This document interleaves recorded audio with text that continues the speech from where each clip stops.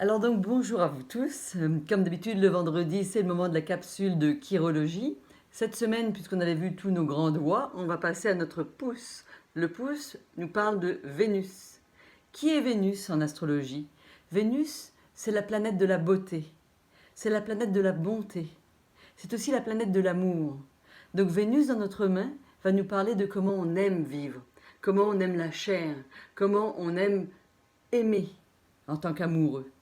Il va nous parler aussi du monde, de notre monde des plaisirs, mais également de comment nous sommes, nous, face à nous. Par exemple, est-ce que je suis dure et exigeante face à moi-même ou je suis plutôt douce et enveloppante avec moi-même, à m'accueillir dans mon cheminement avec souplesse? Alors, qu'est-ce qu'on va déterminer exactement? Vénus et son monde, donc c'est ce beau monde tout charnu, c'est normal parce que quand même on est dans une incarnation où on recherche quelque part ce monde des plaisirs.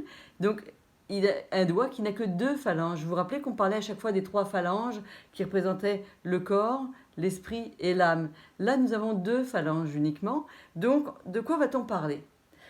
Plus ma ligne qui entoure mon Vénus est arrondie, plus ça veut dire que je suis quelqu'un de rond intérieurement. C'est-à-dire, je ne parle pas de rondeur physique, bien que pourquoi pas, mais c'était comment je vais être agréable avec moi-même, comment je vais m'accueillir dans mes épreuves et dans mon cheminement.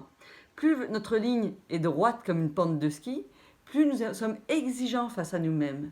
Malheureusement, c'est dommage d'être exigeant avec soi-même, parce que souvent, c'est comme une résistance de l'ego qui nous oblige à aller dans un sens avec des résultats plutôt que de suivre l'appel de notre âme, tout simplement. Mais ce que j'aime dans Vénus, c'est qu'il y a une autre caractéristique pour Vénus. C'est que justement avec nos deux phalanges, ici on a la phalange de la, de la logique, pardon, qui nous parle de notre intelligence, de la façon dont on pense, et la dernière, c'est celle de la volonté. Mais pour moi, c'est aussi le signe, lorsque la façon dont s'imprime le pouce, de dire je suis capable d'aimer sur un plan physique, sur un plan matière ou un plan en troisième dimension, et est-ce que je suis capable de transcender par mon intelligence du cœur cet amour en amour universel, en amour pour l'ensemble de la planète et des autres personnes. Donc c'est ça qu'on va regarder dans une main. Et puis là, je pense qu'on a fait à peu près le tour. J'ai oublié de parler de Mars pour cette semaine. Et bien la semaine prochaine, puisque Mars n'a pas de doigt, je vous parlerai de Mars sans son doigt et comment il va s'exprimer. Donc, vous le comprenez, ce monde des plaisirs va également s'exprimer par le pouce, comme chacun des monts vont s'exprimer par les doigts. Donc la forme du doigt, la position du doigt est aussi importante que les lignes qu'on va retrouver autour de ce mont-là.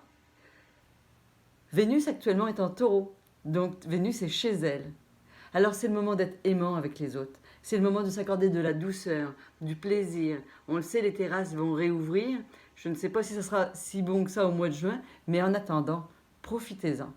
C'est un bon moment pour en profiter puisque ce week-end, c'est cette grande ouverture du monde des plaisirs. Je vous souhaite d'en profiter. Et si vous voyez que vous êtes un petit peu trop rigide avec vous, n'hésitez pas à me contacter pour que nous en parlions. Que vous me voyez sur mon Facebook ou ailleurs, vous savez que vous pouvez aussi vous abonner à ma chaîne YouTube. J'apprécie. Et puis c'est là que je voudrais mettre mon futur, de mes futures publications en termes généraux. À très bientôt, à la semaine prochaine. Merci de me suivre et merci de votre confiance.